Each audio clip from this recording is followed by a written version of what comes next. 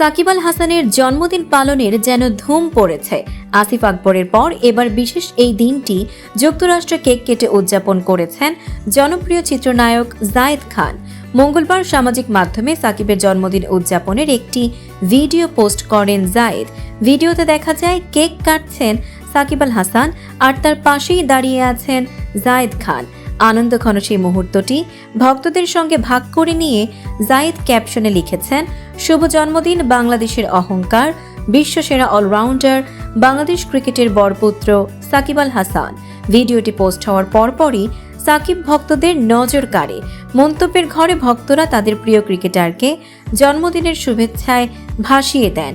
1987 সালের 24 মার্চ মাগুরা জেলায় জন্মগ্রহণ করেন সাকিব আল হাসান। এবছর তিনি 39 বছরে পা রাখলেন।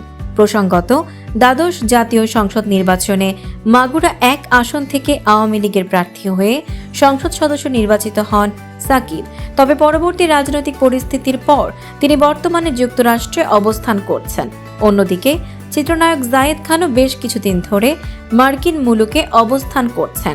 ফলে সাকিবের জন্মদিনে একসঙ্গে দেখা গেল এই দুই পরিচিত মুখকে।